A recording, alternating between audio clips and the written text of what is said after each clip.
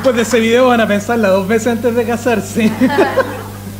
Bueno, hola a todos. Bueno, Mari dio una tremenda introducción. Por si acaso, para que no se confundan, yo soy Pedro Yarse. Probablemente algunos me recuerden de algunas series como Tu Turno o Vuelve a Casa, ¿o no?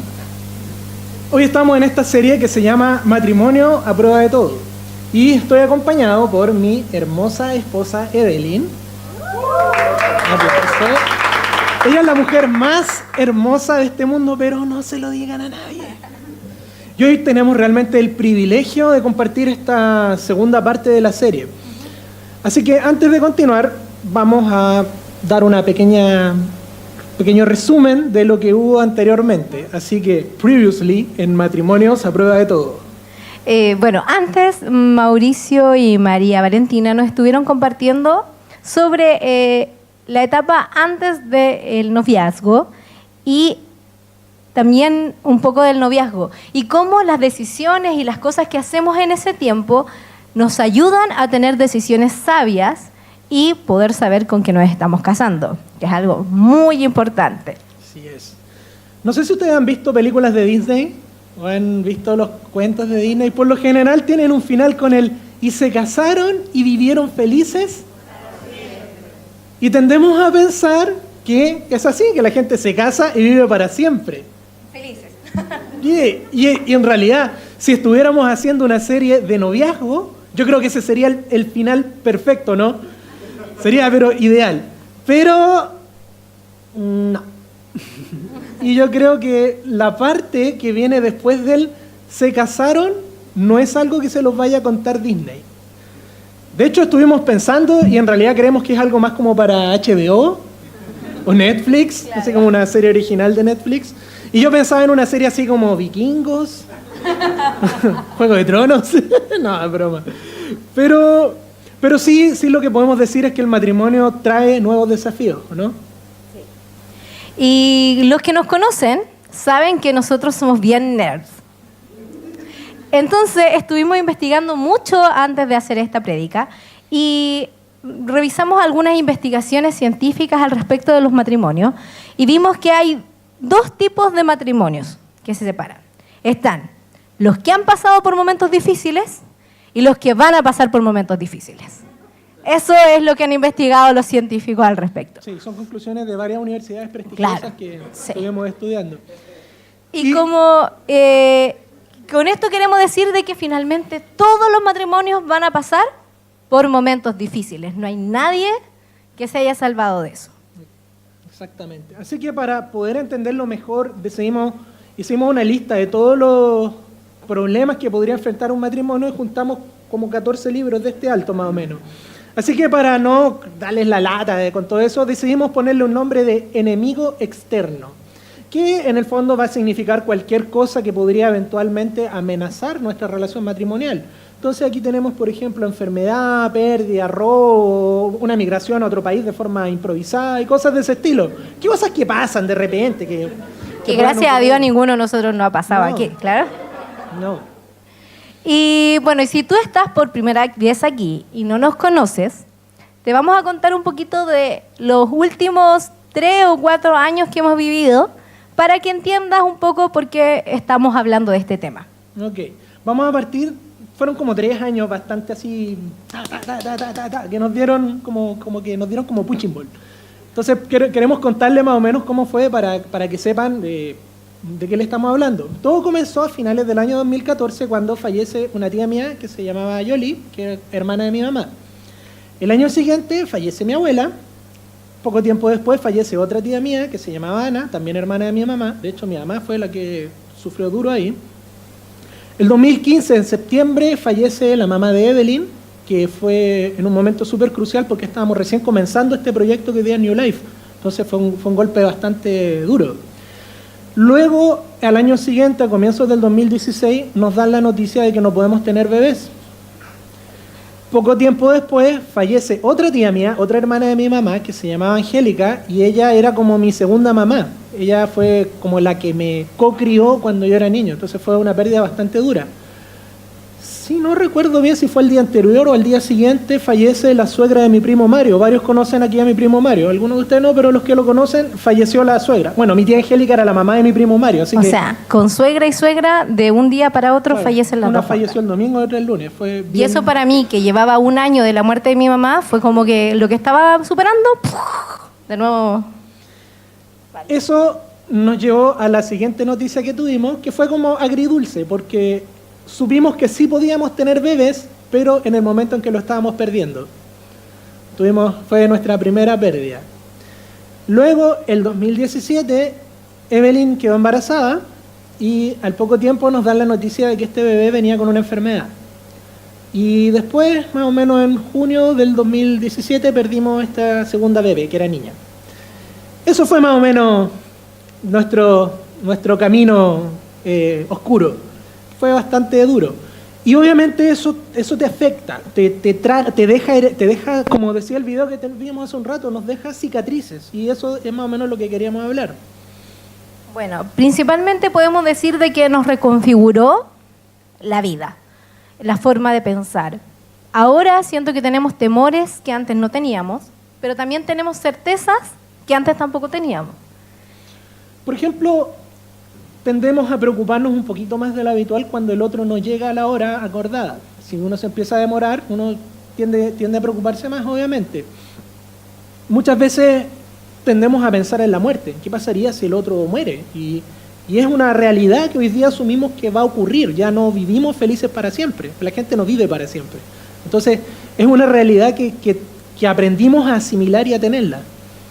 También nos hicimos conscientes de todo lo que son los seguros de vida, en las cuentas de ahorro, de tener como claro qué pasos hay que hacer si a alguno de nosotros dos les pasa algo. Son un montón de cosas que también aprendimos a hacer trámites que si tienen alguna pérdida, sabemos como todo lo que hay que hacer. Todos los trámites y todas esas cosas. También somos súper conscientes de que no todos los embarazos llegan a buen término y de que las cosas buenas o malas que uno haga no garantizan lo que te va a venir. O sea, no porque el hecho de que yo sea bueno me tienen que pasar puras cosas buenas y no por el hecho de que yo sea malo me tienen que pasar puras cosas malas, sino que la vida es vida y hay cosas que van a ocurrir y cosas que no van a ocurrir. También aprendimos a valorar cosas cotidianas. Por ejemplo, ahora desde todo esto que pasó, con Pedro nunca nos vamos despidiéndonos así como, ya, chao, me voy, estoy apurado. No, nunca más. O sea, siempre nuestro proceso como de despedirnos es como un ritual en el que nos dedicamos tiempo el uno al otro porque no sabemos si esa es la última vez que nos vamos a ver. Y no queremos quedar con esa sensación de, ¿le dije que lo amaba? Exactamente.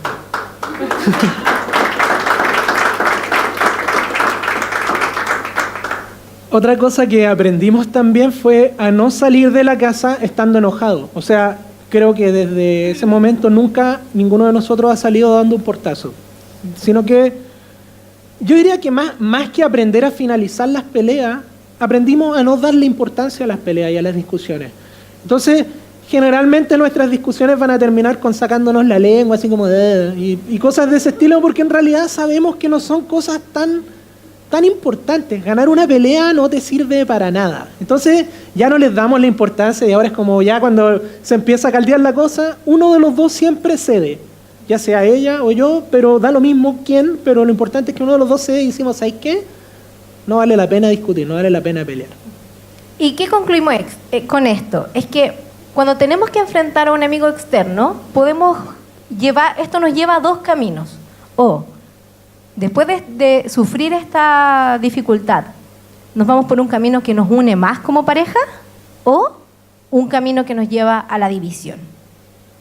Y esto no tiene tanto que ver con las capacidades innatas.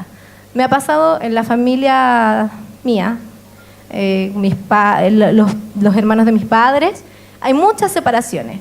Y existe la típica frase de que no, es que él no era el ideal, es que me equivoqué al elegir, pero se equivocan 2 o 3 veces. Entonces, más que tener las capacidades innatas como matrimonio para poder llegar unidos después de una dificultad, tiene que ver más con nuestra preparación, con las herramientas que tenemos y con ser intencionales en nuestro matrimonio. Entonces, Muchas veces la gente nos ha dicho, no, lo que pasa es que ustedes son valientes, por eso pudieron enfrentar todo esto. Yo, si hubiera vivido eso, me muero. Yo no lo hubiera podido pasar. Pero, por eso estamos aquí, porque queremos enseñarles las cosas que nosotros aprendimos para poder enfrentar estas tragedias y tener las herramientas adecuadas para vivir estas situaciones. Nosotros sabemos que cada pareja vive situaciones diferentes. De hecho, yo sé que probablemente lo que nosotros vivimos y le contamos, puede que algunas parejas digan, oye, pero eso no es nada. No. Si supieran mi historia, y está bien. Hay otras parejas que van a venir y van a decir, naguara, no sé cómo han podido soportar tanto. Y... Naguara, Pedro. Y sabemos que también a otros les podría parecer el fin del mundo. Y está bien. ¿Por qué? Porque cada pareja es un mundo, es un universo distinto. Y cada tragedia es un golpe distinto a un universo distinto. Por lo tanto, las cosas que van a ocurrir van a ser diferentes. No obstante, aún así, dentro del contexto de pareja, hay cosas que influyen. Hay cosas que son como tu historia de vida, tu personalidad, tu situación actual, tu relación con Dios, el momento que estás viviendo, etcétera, que influyen en la manera en cómo este enemigo externo afecta finalmente a tu relación de pareja. Y lamentablemente mucho tiempo en el cristianismo y en esta relación con Dios se ha enseñado que los cristianos están como en un pedestal o en una burbuja en la que no les va a pasar nunca nada malo. Es como que si yo tengo una relación con Dios no me va a pasar nada malo y yo siempre voy a estar así como de gloria en gloria, de victoria en victoria, que se malentiende, y que es como que nada me va a pasar malo, todo va a estar bien. Entonces, cuando vivimos algo así, algo difícil, es como, ¿qué pecado cometí? Dios, ¿por qué me abandonaste? ¿Acaso Dios se olvidó de mí? ¿Por qué me está castigando Dios? Y eso es porque hemos pensado de que nosotros estamos así como ajenos a todas estas cosas difíciles que les mencionamos. También hay otro como malentendido que se comete y que es pensar que la postura cristiana debe ser algo así como esto. Todo lo puedo en Cristo que me fortalece. ¿Y saben qué? Tampoco es eso. Tampoco se trata de todo lo puedo, sino que esa frase... Para foto. Bien. Esa frase muchas veces está mal interpretada.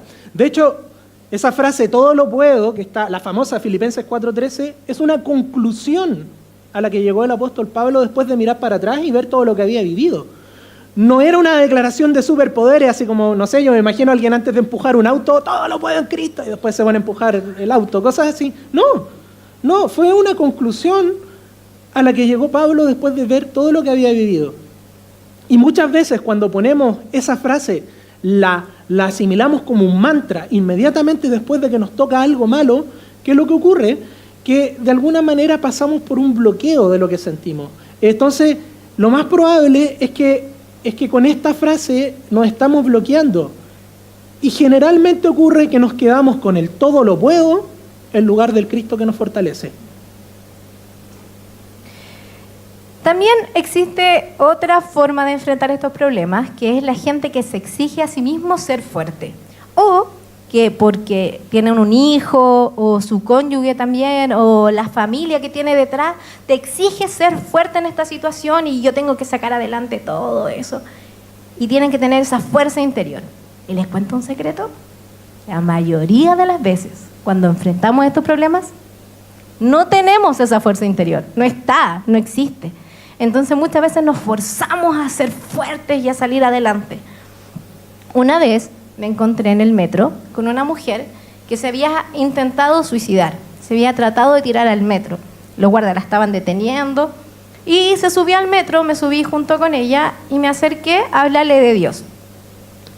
Y ella me contó que su papá estaba pasando por un momento muy difícil, estaba enfermo, estaba a punto de morir. Y toda su familia estaba como confiando en sus fuerzas, que ella tenía que ser fuerte, que ella tenía que sacar adelante. Y había llegado a esa conclusión. ¿Cómo termina la historia? Se los cuento en otro momento porque mi esposo no me deja alargarme. Pero lo que quería, como el punto que quiero llegar es que esta historia de querer suicidarse por los problemas que tenemos es mucho más común de lo que se cree. Otra forma también de enfrentar estas cosas es voltearse en sí mismo y buscar la especie de fuerza mística interior, o bien buscar en otra persona. El problema cuando buscamos apoyo en otras personas puede funcionar por un tiempo. Piensen en un automóvil que se quedó con un problema en el motor o, no sé, se quedó sin combustible y viene otro vehículo y lo remolca. Es un par, es un igual. Probablemente el otro vehículo lo va a poder remolcar y va a poder avanzar hasta que falle. Hasta que el otro vehículo falle porque está en las mismas condiciones.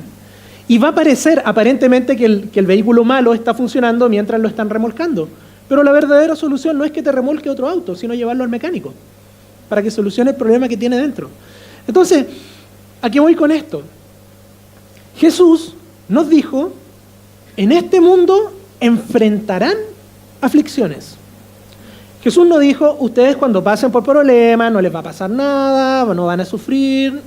Tampoco dijo, a ustedes nunca les va a pasar nada, ustedes van a estar protegidos por mi poder y todo. No, Él nos aseguró que íbamos a tener aflicciones. Y esa declaración de Jesús, ¿saben qué? Es súper universal. Por la sencilla razón de que si tú crees en Dios, vas a tener aflicciones. Y si tú no crees en Dios, también vas a tener aflicciones. Así que no tiene nada de espectacular. No obstante, inmediatamente después Él dijo lo siguiente, dijo, anímense, yo he vencido al mundo. Y eso de vencer al mundo no significa andar dentro de un tanque, como a mí me gustaría hacerlo, sino que significa, en el fondo, que Jesús te dará paz en medio de las aflicciones y en medio de los problemas. Por ejemplo, cuando nosotros perdimos la bebé, de verdad nos dolió, de hecho todavía nos duele, y dolió mucho, y sufrimos bastante. Pero no obstante, aún en medio de ese dolor que teníamos una paz, una tranquilidad tan grande, que en algún momento nos llegamos a preguntar si estaba bien. O sea, decíamos, oye, ¿es normal que esté tan tranquilo? ¿No debería estar llorando en el suelo? Somos unos insensibles, nos decíamos de vez en cuando. De hecho, en la clínica, dentro del pack pérdida que nos vendieron, estaba una asistencia psicológica. Y nosotros dijimos, ya, ok, lo vamos a considerar, pero hasta el día de hoy nunca lo necesitamos, porque estuvimos tan tranquilos que yo creo que recién en ese momento vine a entender esa frase de la paz que sobrepasa todo entendimiento. Porque estábamos tan tranquilos que no podíamos entender por qué estábamos tan tranquilos. Y la pregunta entonces que viene es, ¿cómo ocurre esto? ¿Cómo es posible tener paz en medio de la tragedia? Nosotros no sabemos, así que hasta aquí llegamos. Ah, no. Que les vaya bien, un gusto haber hablado con ustedes. No, todo tiene que ver con el enfoque que nosotros le damos al problema. Después de todo, la angustia, la ansiedad, la desesperanza son estados de la mente. Y precisamente es en la mente donde se libran estas batallas. Entonces nosotros queremos ayudar con nuestra experiencia y con lo que hemos aprendido de otras personas, cuáles son como los pasos, por decirlo de una manera, de cómo enfrentar esto y de cómo obtener la paz de Dios en nuestras vidas. Lo primero, y digamos, no, estos no son pasos secuenciales, digamos, son puntos, elementos que ustedes tienen que tener en cuenta y ojalá empezaran a ponerlos en práctica pronto. Lo primero de todo, lo esencial, es comprender que nuestro cónyuge puede tomar el dolor de una manera distinta a la mía. Según hemos analizado, ¿se acuerdan que hicimos un estudio en varias universidades y cosas así? Descubrimos que hay, por lo general, dos tipos de comportamientos frente al dolor. Uno, que por lo general tiende a ser más de hombre, que es resuelve, vive el dolor, y otro que vive el dolor y después resuelve. Claro. Entonces, como decíamos, por regla general, los hombres primero resuelven todo lo que tienen que hacer y después viven el dolor. Las mujeres lloramos como Magdalena hasta que no podemos más y después, cuando tenemos tiempo, resolvemos la situación. Entonces, ¿por qué es importante comprender esto? Porque muchas veces esperamos que el otro viva el dolor de la misma manera que nosotros y nos angustia el hecho que no lo haga así. Por ejemplo, yo soy una persona que tiende a resolver y después a sufrir. Entonces, si ella vive el dolor primero, yo voy a sentirme que no me está ayudando, que está siendo una inútil, que está puro llorando y no hace nada. Y mira, yo estoy resolviendo todo. Y ella lo único que hace es llorar. Y por otro lado, las mujeres muchas veces decimos, es que él es un insensible, es que no entiende no mi hace dolor, nada. es tan frío. Voy a hablar con Mauricio para que hable con él. Claro, es que se está bloqueando, él no está sintiendo y hay que ayudarlo. Ya. Es normal que el otro viva el dolor de una manera distinta. Por eso es súper importante entenderlo y comprenderlo. Porque si yo sé cómo mi pareja vive el dolor y no está viviéndolo exactamente igual que yo y soy consciente de eso, descanso. Descanso porque sé que viene. Y eso es una manera de tener paz frente a eso. Como caso práctico, cuando falleció mi mamá falleció en Calama, que eso es en la segunda región de Chile. Entonces al lado de Bolivia. muy lejos de acá. Y fue caótico, porque tuvimos que contratar 2 funerarias, el avión que la trajera para acá, justo había un paro de aviones, fue muy terrible. Entonces el proceso desde que falleció hasta que fue el funeral fue larguísimo, más largo de lo habitual. Entonces Pedro empezó a resolver todo, empezó a llamar para acá, los seguros de vida, el cementerio, no sé qué. Y yo, con suerte, me sabía mi nombre. Yo ni siquiera sabía mi root. Me preguntaban así como, ¿cuál es su root?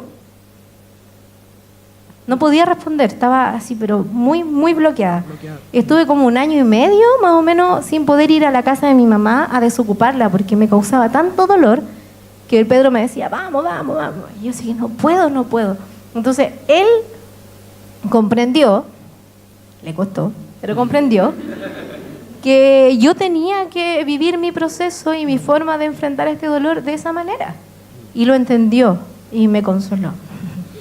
Por mi parte, yo estuve resolviendo todo esto, coordinando las 2 funerarias, viendo el tema del seguro, el tema del paro aéreo que había, un montón de cuestiones. Y estaba así como resuelve. Problema, solución. Pero el día que llegamos del funeral, llegamos a la casa de mi suegra, abrimos la puerta, terminó todo, me senté en el sofá y me puse a llorar, como ustedes no me han visto nunca, como un cabro chico. Recién en ese momento pude sacar mi dolor y desahogarme, porque estaba también yo sufría, si yo también sufro, también tengo sentimientos. Pero ese día en particular, Evelyn estaba un poco más tranquila. Entonces, ¿ella qué hizo? Puso a calentar agua, preparó el té, compró un poco de pan y me consoló. Entonces, ¿qué es lo bonito de todo esto? Que somos complementarios. Tenemos que entender de que uno apoya al otro en el momento difícil. Si yo soy el que resuelve inmediatamente, puedo apoyar a quien lo está sufriendo en este momento. Y si yo ya estoy un poco más calmado y el otro está sufriendo, puedo apoyarlo en ese momento. Entonces, si lo vemos como esto nos une. Pero si vemos como, es que tú tienes que hacer lo que yo, llora ahora, o deja de llorar, finalmente nos va dividiendo. Y eso es lo que no queremos hacer. Como dice Salomón en Eclesiastés, si caen, uno levanta al otro. Entonces, ninguna de las 2 formas es mejor que la otra, ¿ok?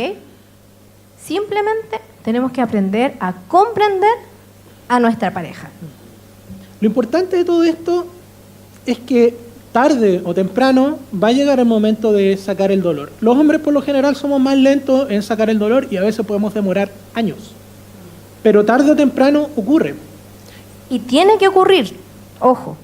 Tiene que ocurrir, porque muchas veces no ocurre nunca y tiene que ocurrir. Y ese es el siguiente punto que vamos a hablar.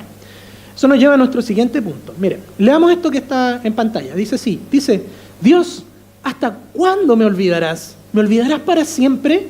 ¿Hasta cuándo te esconderás de mí? ¿Hasta cuándo mi alma y mi corazón habrán de sufrir y estar tristes todo el día? ¿Cuántas veces hemos pensado algo así? Yo creo que muchas, ¿no? Pareciera que estas palabras estuvieran saliendo de la boca de alguien que está renegando contra Dios. Y ¿saben qué? Hay mucha gente que no cree en Dios por el sufrimiento que hay en el mundo o por el sufrimiento propio. Hay muchas preguntas que cuando tú le hablas de Dios te dicen, ¿dónde estaba Dios cuando yo estaba sufriendo? Pero ¿saben qué? La existencia de Dios por sí misma no es una garantía de que yo no voy a sufrir. ¿Por qué? Porque Jesús mismo dijo que íbamos a tener aflicciones. Entonces, aquí hay un dato bien importante. Ese texto que acabamos de leer fue escrito hace 3000 años por el famoso, bien conocido y con el corazón conforme a Dios, Rey David. Y este texto yo creo que quedó en la Biblia por el simple hecho de que nos muestra que el ser humano tiene la capacidad y tiene el permiso para presentar sus descargos delante de Dios, para desahogarse. Y entonces, el siguiente paso que le queremos, o el siguiente punto que queremos señalar es que tenemos que derramar nuestro corazón delante de Dios, tanto individualmente como emparejadamente, que es un término que inventamos. Y derramar nuestro corazón no significa ir con una oración formal y teológicamente calculada a Dios, sino que ir como lo hizo David. O sea, si lo hizo él, entonces nosotros tenemos el privilegio de poder hacerlo. Ir con nuestra verdad, honestamente, tal y cual nos sentimos ir delante de Dios. Porque cuando vemos a Dios como un Padre amoroso, entendemos que nosotros podemos ir como un hijo que tiene la confianza en su Padre amoroso. Es como que un niño, como los de Wambalan, de 3 o 4 años, no, un poquito más, 5 años, vaya donde su papá y le diga, querido padre, he evaluado la situación que nos aqueja y considero que tu decisión no fue la más adecuada. Por lo tanto, necesito que conversemos. El niño que realmente confía en su papá va a ir y va a llorar, le va a reclamar, le va a decir todo lo que piensa, todo lo que siente, va a hacer una pataleta o un berrinche. ¡Ah! ¿Y qué hace un padre amoroso? Lo mira con amor. Deja que se desahogue, va, lo abraza y lo consuela. Y eso es lo que Dios hace con nosotros. Aquí la muestra de David nos dice que nosotros como hijos tenemos el derecho preferente de poder ir y hablar honestamente con Dios. Porque a Dios, ¿ustedes creen? ¿Les gusta que le demostremos nuestra tristeza? Sí. ¿A Dios le gusta que le demostremos nuestro enojo? Sí. ¿A Dios le gusta que le mostremos que estamos con angustia? Sí, porque eso es una demostración de que confiamos en Dios. Es una demostración de que tenemos la capacidad de poder ir frente a nuestro Dios, que es nuestro Padre, y decirle, Señor, estoy triste, tengo rabia, no entiendo qué está pasando. Y ese desahogo permite que después venga Dios y nos consuele. Así es. Y además de abrir el corazón delante de Dios y desahogarnos, también es importante abrir el corazón y hablarnos el uno al otro. O sea, no quedarnos solo con esa verticalidad, sino que también ser horizontales en hablar el uno con el otro. Porque si yo no abro mi corazón, ella puede pensar cualquier cosa de mí. En cambio, si lo abrimos, no dejamos espacio a ninguna conjetura ni nada de ese estilo. Bueno, el tercer punto es enfrentar los cuestionamientos. A medida que pasa el tiempo, después de que vivimos un enemigo externo, empiezan a pasar muchas cosas en nuestra mente. Empiezan cuestionamientos, muchas veces tendemos a culpar al otro o culparnos a nosotros mismos de por qué, y si hubieras hecho esto, y si hubiera tomado esta decisión, y si hubiera. Y empezamos a responsabilizarnos.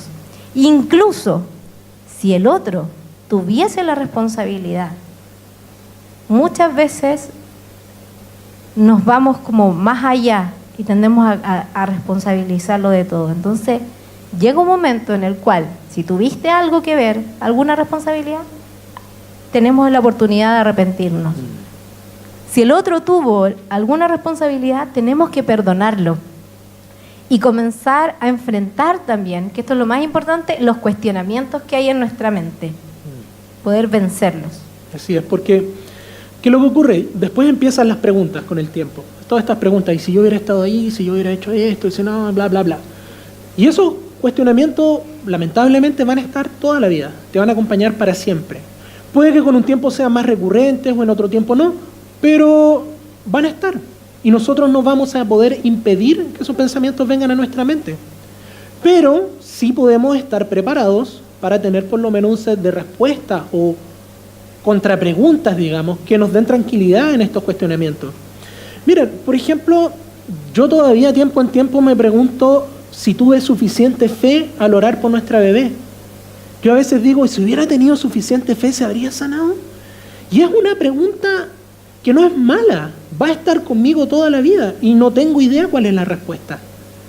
Pero si yo, digamos, busco en la palabra de Dios, voy a poder encontrar cosas, palabras, respuestas que van a satisfacer esta inquietud.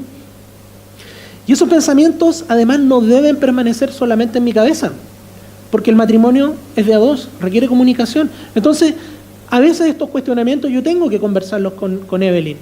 ¿Por qué? Porque quizás ella, en su relación personal con Dios, le fue dada la respuesta a esto, y viceversa. O bien podemos ambos, en conjunto, encontrar la respuesta a este cuestionamiento. Entonces, de otro modo, si no lo hiciéramos así, esto empieza poco a poco a crear un muro que nos va a terminar dividiendo. Y se fijan que todos tenemos que llevarlo siempre al trabajo en conjunto. Y perdonen que sea majadero en esto, pero nuevamente esto es el momento para buscar de Dios. Nuevamente es una oportunidad para buscar en la palabra de Dios. Si empezamos a leer la Biblia, vamos a ir encontrando las palabras que nos van a dar tranquilidad a nuestros cuestionamientos. Es un proceso largo, a veces puede tomar toda la vida, pero aún así nos va a servir como una oportunidad para poder profundizar tanto en nuestra relación matrimonial al conversar de esto, como en nuestra relación con Dios al buscar las respuestas que necesitamos. Y cuando están estos cuestionamientos y el hombre se los guarda, ojo, las mujeres tendemos a exagerar las cosas, si no se han dado cuenta. Entonces, puede ser que el hombre esté pensando en algo de estos cuestionamientos y ya solo porque cambió su forma de tener, no sé, de conversar conmigo, yo dije, ya, ¿qué pasó? ¿Qué hizo? No sé qué, bla, bla, bla, bla, bla, bla. Vamos a empezar a nosotras a resolver y finalmente eso va a ser peor que el hombre venga y le diga, ¿sabes qué? Estoy pasando por este cuestionamiento y necesito ayuda. Y hombres, háblenlo. Háblenlo, porque somos re buenos para quedarnos callados. Háblenlo. Por último, tómense un par de cervezas y después háblenlo. Que nos ponemos más loritos con eso. Pero háblenlo. Finalmente, de estos cuestionamientos y estas cosas nos llevan a un cuarto punto, que es, yo creo que los que van al grupo de vida donde voy yo, me escuchan hablar bien seguido de esto, que yo le llamo la conciencia de eternidad, que es el hecho de saber que esta vida no es la única vida. Muchas angustias vienen por el simple hecho de pensar que esta vida es la única que vamos a vivir. Pablo, escribiéndole una carta a los Corintios, escribió lo siguiente, dijo, si la esperanza que tenemos en Cristo fuera solo para esta vida, seríamos los más desdichados de todos los mortales. Y es totalmente cierto, o sea, es cosa de analizar nuestra propia vida cristiana. Entonces, muchas de las cosas que nosotros estamos hablando ahora, en este momento, no tienen sentido alguno si no hay eternidad. Hay problemas que se pueden resolver en esta vida. Y hay problemas que no van a tener respuesta en esta vida. Por ejemplo, si yo choco el auto, que pasa muy seguido, bastante común, probablemente tenga muchos dramas con mi esposo, tengamos que vender el auto, comprar otro, comprar otro, que también se va a chocar, claro. Y pasar por varios problemas económicos y todo. Pero después de todo el problema que tengamos entre nosotros, se va a resolver. O sea, de una u otra manera se va a resolver, el auto se lleva al taller, X, y se resuelve. Por último anda con el auto chocado por la vida. Sí. Un quiebre matrimonial también se resuelve. Ya sea que la otra persona busque otra pareja, se case de nuevo, o a lo mejor, o gracias a Dios se reconcilian, que es lo ideal. También tiene respuesta en esta vida. Pero una pérdida, una muerte de un hijo, son cosas que a veces no tienen mayor respuesta en esta vida. Y la única manera de entenderlo es teniendo esta conciencia de eternidad, como decía Pedro. Si mi esperanza está puesta en Jesús, y yo sé que Jesús resucitó, la conclusión lógica es que todos los que hemos muerto en Jesús vamos a resucitar con Él. Si Jesús vuelve y yo he muerto, yo sé que voy a resucitar. Está escrito, fue una promesa que dio Dios. Y la Biblia está, ¿cómo podríamos decir?, sembrada, plagada, completamente llena de esperanza. Y Dios nos ha dado esa promesa de esa resurrección, de esa vida eterna de principio a fin, desde etapa a etapa. Vamos a encontrar esa promesa. Lo que yo tengo que hacer es tomar esa promesa, tomarla yo como persona individual, pero también como matrimonio. Tomar esa promesa, apropiarnos de esa promesa, hacerla mía, hacerla nuestra y vivir pensando en esa promesa. Eso inmediatamente nos da paz, nos da tranquilidad, porque por un lado sé que hay problemas que no puedo resolver y que van a ser resueltos en la eternidad. Y por otro lado, al pensar en la eternidad, todos los problemas que tenemos aquí se vuelven muchísimo más pequeños. Porque ¿qué es este problema comparado con la eternidad? ¿Qué es este problemita, esta cosa que nos está pasando comparado con la eternidad? Y eso es maravilloso. De hecho, hay la canción que cantaban que decía, si hay vida hoy, si hay vida en mí, es por tu amor, Dios, es por esto, es por la eternidad, es porque, o sea, si yo estoy aquí feliz de la vida y no me volví loca después de perder 2 bebés, es porque tengo conciencia de eternidad y por el amor de Dios en mi vida, y es maravilloso. Y esto no quiere decir que ya no resolvamos el problema, filo, ya pasó, y dejemos lo que se resuelva solo. No. Tiene que ver con el estar consciente de que hay cosas que no se van a resolver, de que no vamos a tener la respuesta de todo. Y eso también disminuye el nivel de dramatismo que le damos a las cosas. Así es. Así que les dejamos el siguiente desafío. Tomen nota. Buscar, asimilar, hacerse conscientes de las promesas de eternidad que están en la Biblia. Les voy a dar, por ejemplo, una pista. Una de mis favoritas está en Apocalipsis 21. Está hablando de Dios y de la Nueva Jerusalén y todo eso. Y dice así, Él, hablando de Dios, dice, les enjuagará toda lágrima de los ojos. Ya no habrá muerte, ni llanto, ni lamento, ni dolor, porque las primeras cosas han dejado de existir. Eso está en Apocalipsis 21:4. Es una de mis favoritas. A veces cuando sufro pienso en eso y digo, Esta es una de las tantas promesas que están ahí para nosotros. Hay muchas más, por favor, búsquenlas. Si yo tomo esta promesa, me la apropio y digo, esta promesa es para mí, me pertenece, es mía. Yo vivo con esto, vivo pensando en esto. Abordo mis problemas pensando en esto. Estas promesas guían mi vida. ¿Saben lo que va a pasar con los problemas? ¿Van a seguir ahí? No van a desaparecer, pero pierden esa monstruosidad, esa majestuosidad que pueden tener. ¡Pum! Desaparece, baja. El problema sigue, pero pierde ese efecto monstruoso que a veces hay.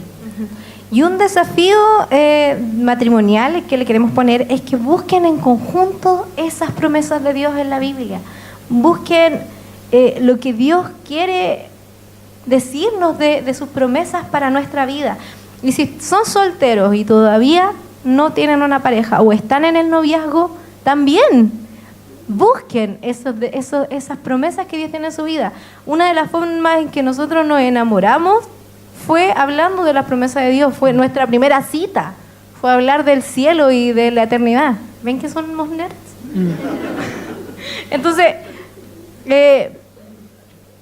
una vez que ya estamos en matrimonio, qué mejor que hablar de las promesas de Dios para nosotros. Porque si, como decía Pedro, si yo encontré una, yo se la voy a compartir, él me va a compartir, y eso nos va a tener muchísimo más afiatados y preparados, entre comillas, por si viene un enemigo externo. Nadie quiere que le venga un enemigo externo. Yo no quiero nunca más sufrir como ya sufrí. Si pudiera evitarlo, lo haría, pero sé que la vida tiene problemas.